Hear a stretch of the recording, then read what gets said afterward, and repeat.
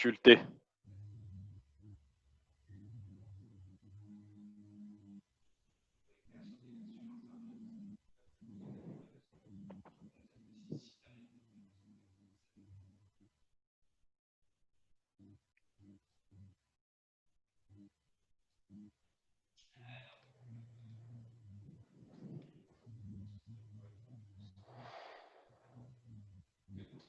Non, pas de volontaire pour participer.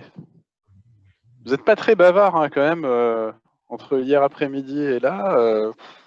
J'ai l'impression d'être tout seul devant mon ordinateur. Hein. On peut attendre un peu plus pour corriger?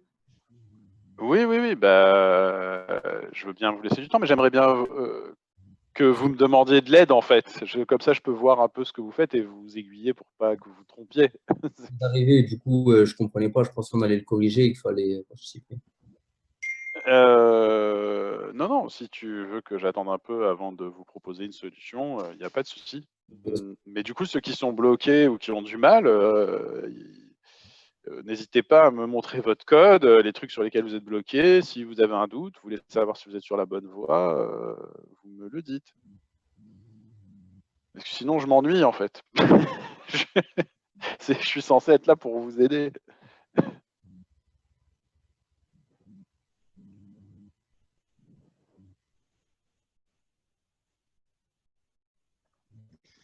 Oui, perso, j'ai pas beaucoup avancé en fait. Sur les exos, je faisais des recherches pour le jeu. Ah ben voilà aussi. C'est pour Et ça. c'est vos derniers jours de cours, donc c'est maintenant qu'il faut en profiter. Après, tu vas avoir tout le temps que tu veux, mais je serai pas là. Oui, oui, c'est vrai. Oui, oui.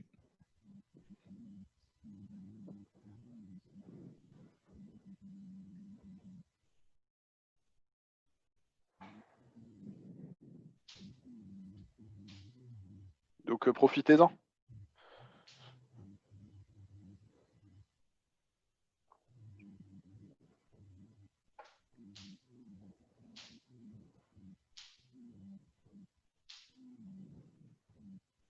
Parce que les exos qu'on fait aussi, je veux dire, ils ont une utilité, quoi. Surtout celui-là, si tu veux avoir une idée de comment faire un jeu.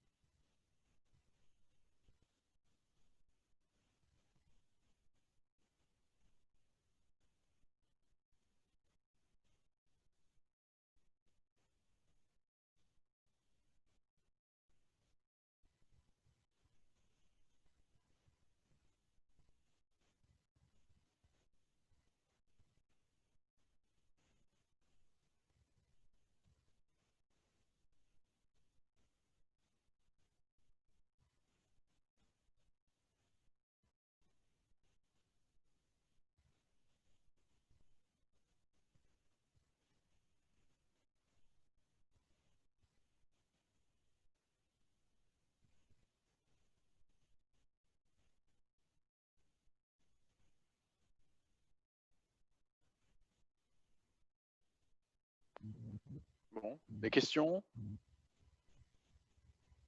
Questions, pas de réaction? Toujours rien?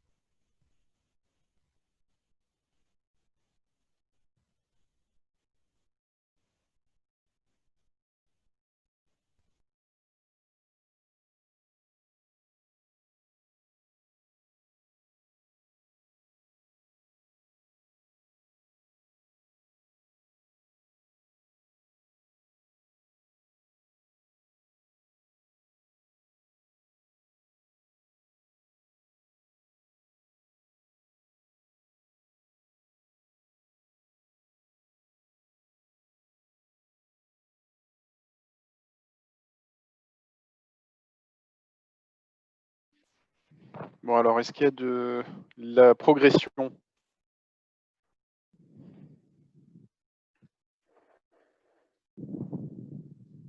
Ouais, de mon côté, ça va doucement, doucement. Et pour les autres? Un peu, oui, ici. T'arrives à avancer, James? Oui, ça avance doucement.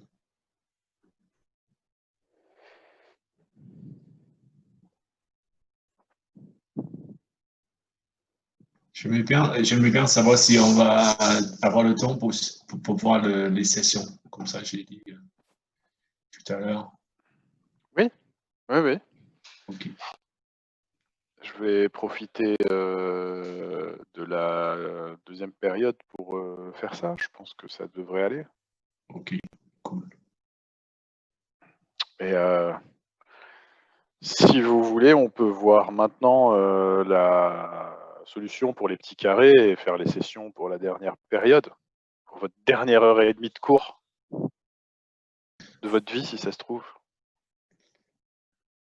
Ok, bah ça marche pour moi.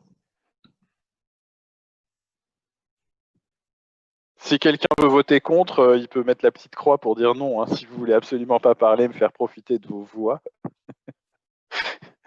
Si quelqu'un veut encore continuer un petit peu. Non, pas de réaction. En fait, on n'est que 4 dans le cours.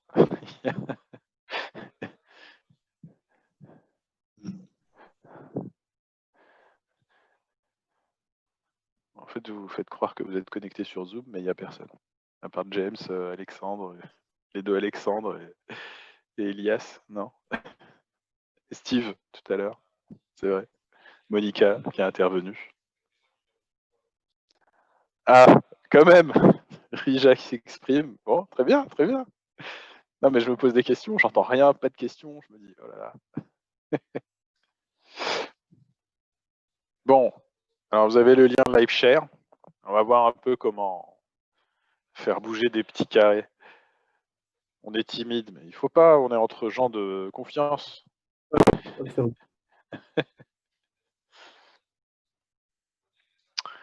Alors vous avez le lien live share et vous avez le partage. Et du coup, j'ai créé un petit document HTML là que j'ai appelé des petits carrés et j'ai un fichier serveur.js. Alors ce que je vais le faire, c'est que je vais installer les modules dont j'ai besoin. Donc je vais aller dans mon dossier petit carré et je vais faire un npm init. Je vais appeler le projet petit carré. Voilà. npm i express socket.io. Boom. OK. Donc là, j'ai socket.io qui est installé. Alors, je vais mettre la partie HTTP, comme d'habitude. Hop, donc dans ma partie HTTP, je vais reprendre la partie HTTP telle que je l'ai fait tout à l'heure. C'est quasiment la même chose, hein. Je reprends la partie HTTP. Tac. Donc j'ai Express, machin, et le fichier que je veux renvoyer, c'est le fichier qui s'appelle donc index.html. Et je vais démarrer mon serveur Express. On va mettre le port 8080. Voilà.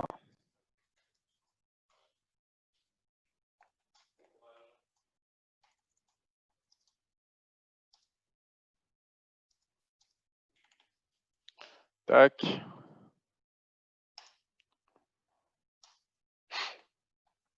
Hop, on récupère le serveur natif. Maintenant, on va faire la partie WebSocket. Donc pour la partie WebSocket, je vais faire un require de socket.io, ça va me permettre de récupérer le constructeur.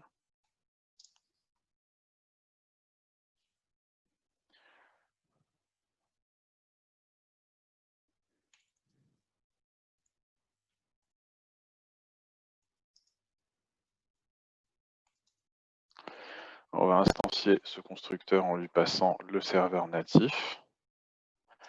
Et on va récupérer un serveur qui est basé sur socket.io. Donc on va l'appeler IO server. Voilà, comme ça. Et ça, on va l'appeler IO server. Voilà. Ensuite, je vais écrire ioserver.on connexion. Et ici, je mettrai le code qui doit être déclenché quand il y a une connexion WebSocket qui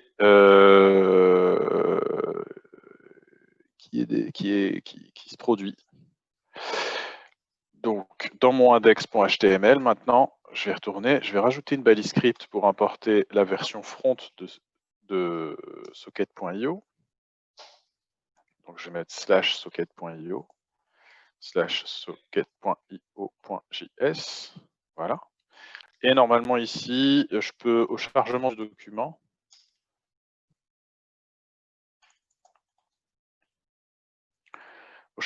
document, je vais exécuter une fonction qui va établir une connexion WebSocket avec le serveur. Donc IO2.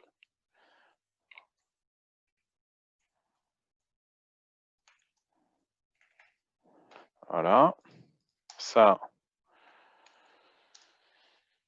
va être truc. Et là, je vais faire io.on. Alors, ça c'est socket. Là, je vais mettre socket.on connexion. Et ici, on va mettre la fonction à exécuter au moment où je suis connecté. Console.log. On va mettre client connecté en WebSocket serveur. Et là, on va mettre serveur à accepter une connexion en WebSocket.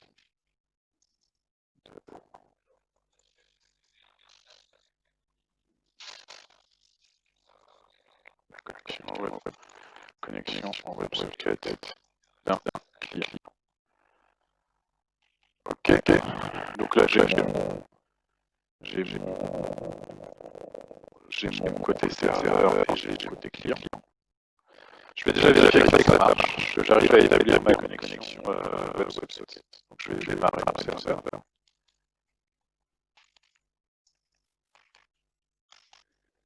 Voilà. Je vais aller dans mon navigateur.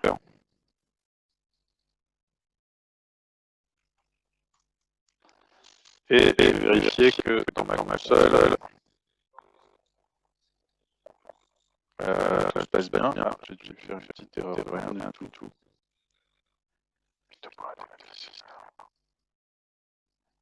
Qu'est-ce que j'ai oublié?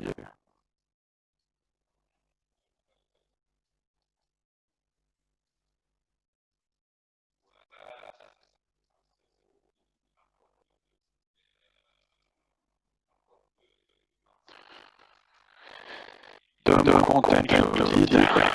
Qu'est-ce que je veux dire encore?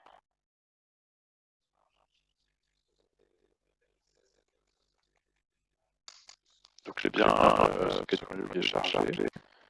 Et c'est pas une connexion, j'ai un doute, j'ai peut-être fait une erreur là-dessus. Vérification. Socket.io. C'est dans Client API. Et côté client, j'ai bien un événement. Connect. C'est connect. C'est pas connexion. Et côté serveur, c'était connexion, je me rappelle plus. Serveur API, l'événement il s'appelle comment? Est-ce qu'ils sont les événements? Connect, il est là. Connect. Connect. Donc c'est pas connexion, c'est connect. Voilà. Je reprends mon navigateur, j'actualise, c'est bon, c'est client connecté en WebSocket au serveur. Le serveur a accepté la connexion en WebSocket d'un client. J'arrive à me connecter au serveur. Alors qu'est-ce qui va se passer si je veux déjà pouvoir créer un petit carré? Si je veux que quand le client se connecte, ça crée un petit carré. Alors côté serveur, je veux dire que quand je détecte la connexion de quelqu'un, je vais créer une variable carré. On va lui donner un nom en anglais, square, et je vais mettre les caractéristiques d'un carré. Alors le carré, il aura un width de 100 px, il aura un height de 100 px, il aura un top de 0 px, il aura un left de 0 px. Je fais côté serveur, en fait, je vais définir toutes les métadonnées du carré. La position, ça sera absolue. Allez, pas côté client, sur l'énoncé, c'est comme ça. Alors ça, c'est dans l'énoncé du numéro 1. Mais la bonne façon de faire, c'est celle du numéro 2. Mais c'est pas ça. La façon de le faire dans le numéro 1, elle est intuitive. Parce que disons que la logique, c'est quand tu débutes, tu as tendance à envisager les choses en te mettant du point de vue du client. Et donc, tu vas te dire, c'est le joueur qui va se connecter, il va afficher un document, qu'on va lui créer des caractéristiques. Il va créer ses caractéristiques de carré. Ensuite, il va créer un carré sur son ordinateur. Ensuite, il va envoyer les informations du carré au serveur. Et le serveur, il va envoyer les informations du carré à tout le monde. Parce qu'on conçoit les choses en se mettant à la place du navigateur. Intuitivement, on aurait tendance à faire comme ça. C'est pour ça que dans le premier exercice, je vous propose de faire comme ça. La réalité, c'est que si on faisait comme ça, ça veut dire qu'un joueur, il peut tricher. Déjà, il peut se mettre sur son écran, son navigateur, et il peut créer un carré, changer les caractéristiques du carré, changer le script, et le serveur, il va recevoir des informations qui sont des informations qui ne sont pas fiables parce qu'elles ont été créées par le client. D'accord? Donc la bonne façon de le faire, qui n'est pas forcément la façon qu'on a tendance à faire quand on débute, c'est de se dire que c'est le serveur qui doit décider de ce que font les clients. Et ce n'est pas les clients qui décident de ce que font le serveur. Si tu veux, c'est un peu comme dans un café parisien. C'est pas toi qui décides de ce que tu veux, c'est le serveur qui te repose sa bonne humeur. Donc l'idée, c'est côté serveur, on va définir les caractéristiques du carré d'une personne. Et ensuite, on va envoyer. Donc, quand moi je vais connecter, quand moi je vais choper le document HTML, je vais envoyer cette info. Je vais établir une connexion WebSocket avec le serveur. Et le serveur, lui, en échange, il va me renvoyer les caractéristiques d'un carré. Et moi, je vais créer un carré selon la définition qui m'a été donnée par le serveur. De telle sorte que tu sois sûr que ce soit le serveur qui maîtrise les carrés qui sont créés chez les gens qui utilisent l'application. Oui. Ta petite phrase, là, j'ai bien aimé, je vais la noter. Laquelle, c'est logique. C'est comme dans un café parisien, c'est les serveurs qui décident. Non, c'est pas le client qui doit décider, c'est le serveur. Oui, c'est le serveur qui doit décider de ce qui se passe chez les clients. C'est le serveur qui décide de ce que les clients font. Je ne sais plus comment j'ai dit, mais ça peut être quelque chose comme ça. Mais en l'occurrence, c'est au niveau du serveur que tu vas créer les données et le serveur il va envoyer les informations au client. C'est pas le client qui décide de ce qu'il doit faire et ensuite il en informe le serveur. C'est le serveur qui décide de ce que les clients doivent faire. Et donc là, en fait, ce que je vais faire, c'est côté serveur, je vais créer des façons abstraites des carrés. Ça veut dire que je ne vais pas créer des carrés, en fait, je vais juste créer une structure de données qui contient les informations relatives à un carré pour cet utilisateur qui vient de se connecter. Donc là, quand j'ai cette fonction-là qui se déclenche, elle se déclenche quand un utilisateur se connecte. Donc quand un utilisateur se connecte, je vais d'abord commencer par créer des métadonnées qui décrivent la structure d'un carré. je vais dire que mon carré fait 100 pixels par 100 pixels, son stop, son left c'est 0, son background c'est absolute, et sa couleur de fond, ça va être une couleur aléatoire. Alors là, je vais vraiment m'embêter, je vais aller sur Google, et je vais taper...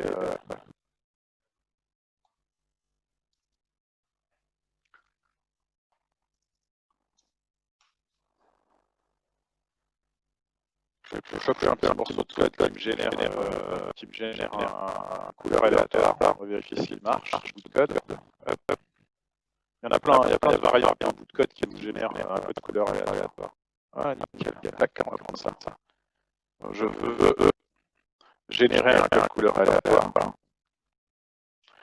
Et évidemment, si je veux pouvoir créer des carrés qui sont différents pour tout le monde, il faut, et que je puisse en front identifier les différents carrés, il faut que je mette un ID. Donc je vais mettre un ID. L'ID, il faudrait que ce soit un truc aléatoire. Donc je vais faire un truc du genre mat.random. Mat.random, ça donne un nombre aléatoire entre 0 et 1. Donc je vais faire fois 1000. Je vais faire un mat.round, je vais arrondir mat.random fois 1000. Ça va me donner une séquence de 4 chiffres. Et je vais concaténer ça avec petit tiré, concaténer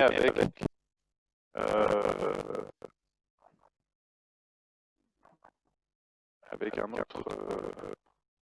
pardon. Je suis connecté sur Teams en même temps et j'ai des gens me sollicitent. Désolé. Occupé.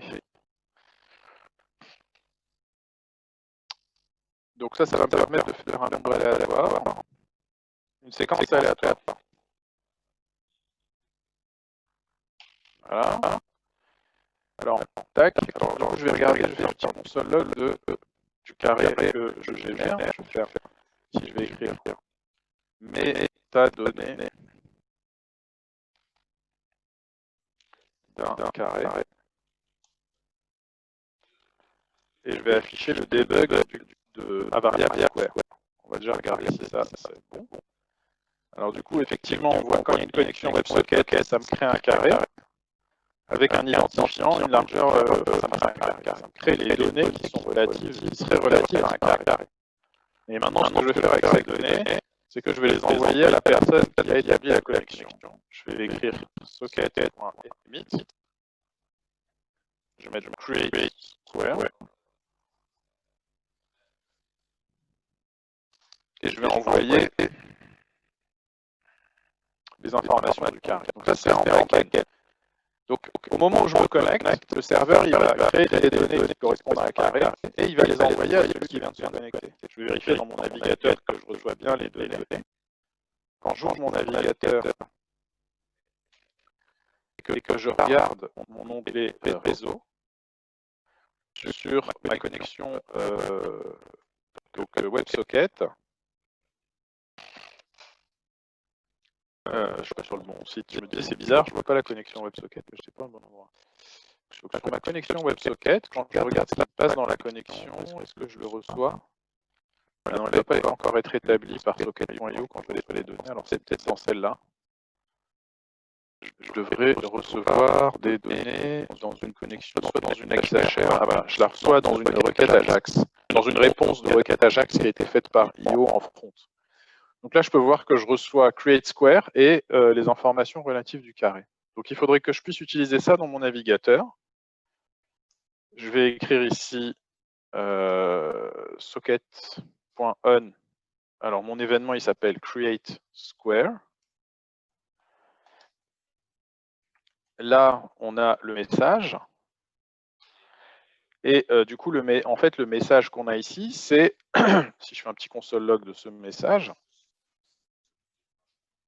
et que je regarde ce que ça donne dans mon navigateur, je peux voir que le message, c'est les informations du carré que j'ai récupérées du serveur, en fait, que le serveur m'a renvoyé. Donc, ce que je vais faire, c'est que je vais appliquer, du coup, cette variable, plutôt que de l'appeler message, je vais l'appeler square. Comme ça sera beaucoup plus sensé. Oui. Quand est-ce qu'on utilise socket.on et quand est-ce qu'on utilise io.on? Alors, quand on est côté serveur, tu as ton objet là, ioserver, tu peux mettre ioserver.on, connect pour gérer l'événement connect. Et le callback, il reçoit un objet qui s'appelle socket, qui est défini dans la doc de l'API serveur. Là, c'est socket. Et socket, il a des événements. Il a broadcast, volatile, binary, disconnect, error, disconnecting. Et on peut également écrire on un nom d'événement. Donc c'est écrit ici, c'est socket.on event name callback.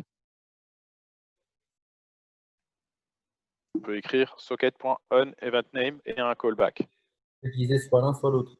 Ou non? Donc, non, le IO server, il n'a pas d'événement, il n'a pas de on, tu ne peux pas mettre on et un événement custom.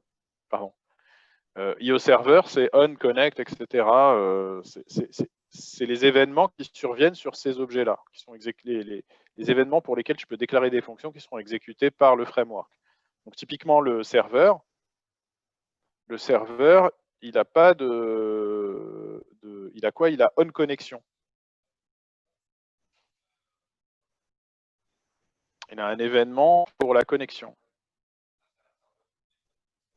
Parce que tout à l'heure, on a utilisé par exemple io.on pour s'envoyer des messages, comme on avait fait avec Non. Quand je suis dans le navigateur, ici cette variable, je l'ai appelée socket, mais j'aurais pu l'appeler io, et ici j'aurais mis io.on. Dans le navi, c'est juste un nom de variable en fait. Qu'est-ce qu'il y a tout à l'heure? Qu'est-ce que j'ai fait tout à l'heure? J'ai pas mis. C'était juste le nommage de la variable. Après, la question, c'est qu'est-ce qu'il y a dans la variable? Le nom de la variable, c'est le nom de la variable, mais ce qui est important, c'est ce qu'il y a dedans. Tu peux aller dans le script que tu as fait tout à l'heure, ça ne te dérange pas? Ouais. Descendre. Là, j'ai mon IO server on IO connect. emit. Donc, tu as bien transmis un message avec le IO server. Ah, ici? Ouais. Oui, mais j'ai pas utilisé on. Alors, en fait, quand on utilise C'est ça ma question. donc les différents objets, si tu utilises un serveur, si tu as un objet de type serveur et que tu exécutes la emit, alors où est-ce que c'est? Alors, quand on fait socket.emit, ça envoie un message que dans le socket de ton utilisateur. Comment dire, que dans le socket, en fait. Que dans ça envoie un message que dans la connexion qui vient d'être établie avec le client. Si tu écris socket.broadcast, alors c'est où? C'est socket.broadcast, elle est où? Elle est mal foutue la doc, je vais trouver. Si tu écris socket.broadcast.emit, ça envoie à tout le monde sauf à toi. Si tu écris, donc quand tu as un serveur, si tu écris, où est-ce qu'elle est? Est-ce qu'elle est détaillée ici, la méthode attach, origins, adapter?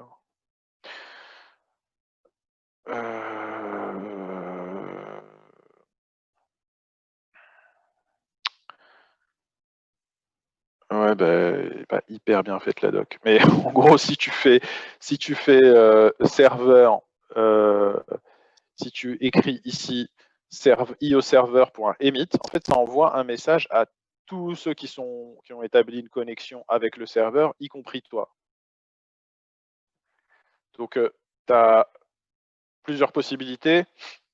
Soit tu envoies un message au serveur et le serveur, enfin, soit le serveur envoie un message dans le socket, c'est-à-dire dans la connexion de ce navigateur, qui va avec ce navigateur qui vient de se connecter, soit le serveur envoie un message à tous les navigateurs qui sont connectés, soit le serveur envoie un message à tous les navigateurs qui sont connectés, sauf moi. Donc, si j'écris socket.emit, ça envoie que dans le socket. Si j'écris socket.broadcast.emit, ça envoie à tout le monde sauf moi. Si j'écris ioserver.emit ou ioserver.sockets.emit, ça envoie à tout le monde, moi y compris. Donc là, dans cet exemple-là, ce que j'ai dit, c'est si je reçois un message qui vient de la connexion avec un navigateur, je l'envoie dans toutes les connexions que j'ai avec tous les navigateurs.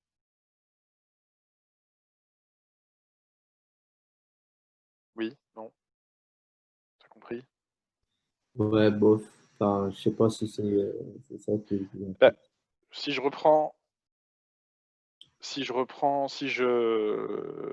mal exprimé sur ma question en fait.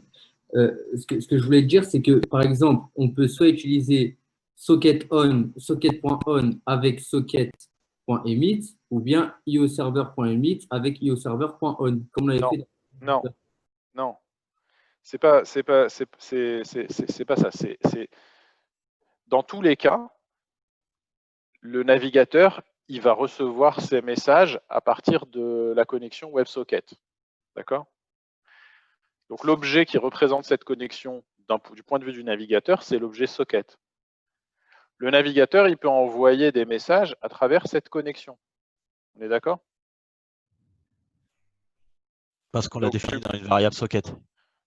il peut l'envoyer. La variable socket, en fait, elle te sert de moyen d'un point de vue logiciel pour envoyer des messages à travers le réseau, à travers la connexion que tu as établie avec le serveur.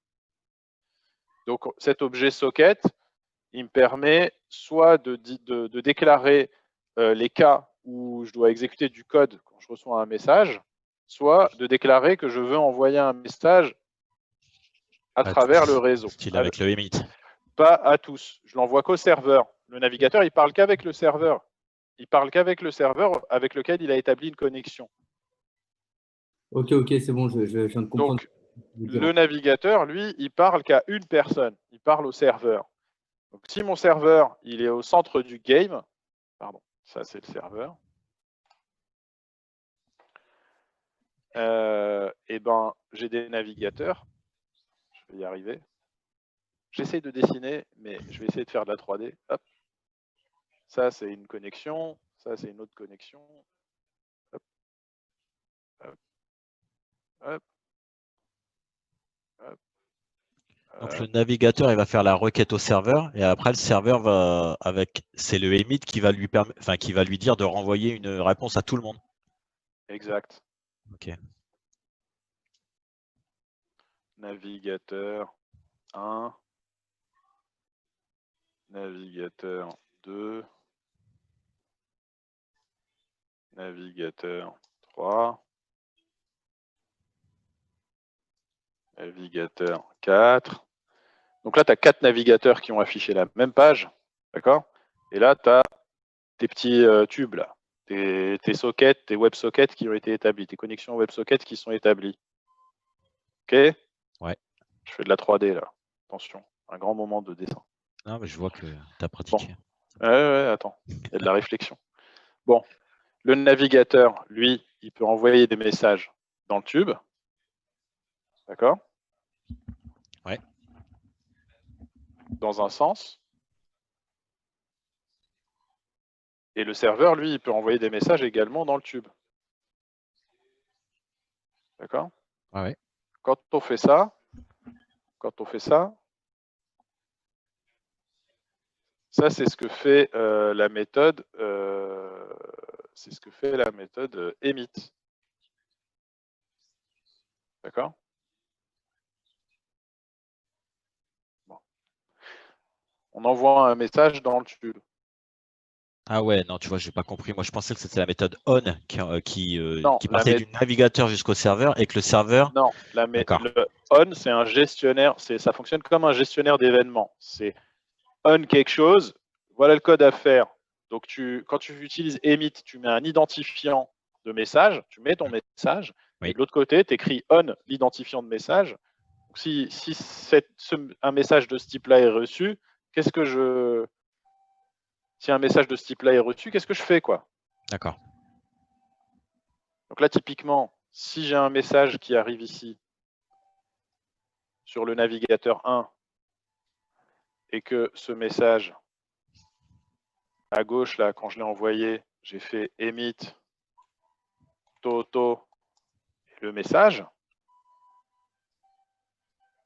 et bien du coup, de ce côté-là, je pourrais écrire on Toto et le code à exécuter. D'accord.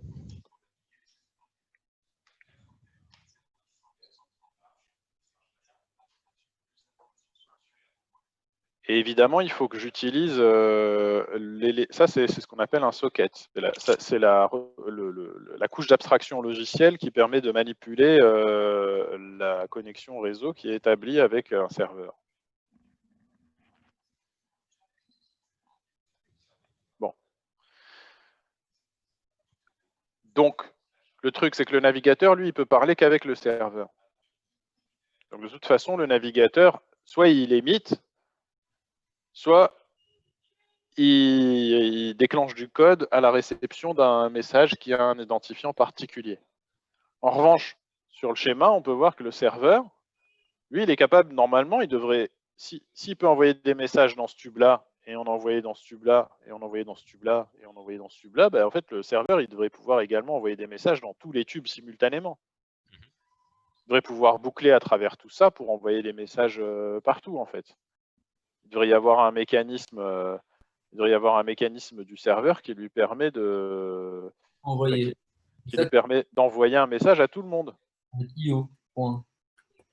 Donc le mécanisme qui va me permettre d'envoyer un message à tout le monde, ça va être d'écrire côté serveur, IO serveur. Donc au lieu d'utiliser le socket, c'est-à-dire l'objet qui représente la connexion établie avec le client qui a déclenché ce code-là, on va utiliser ioserver.emit.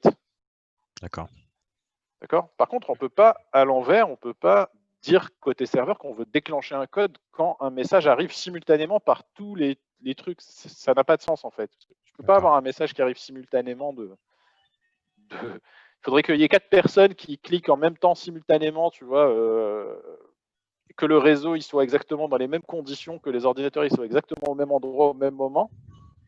Et généralement, si un ordinateur est exactement au même endroit au même moment, c'est que c'est le même ordinateur, en fait.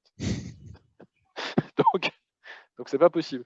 Donc, en fait, côté navigateur, on n'a que la possibilité d'envoyer des messages au serveur ou de déclencher du code quand on reçoit un message du serveur. Par contre, côté serveur, on peut choisir d'envoyer un message à 1 ou 2 navigateurs, ou 3, ou 4, ou tous sauf moi.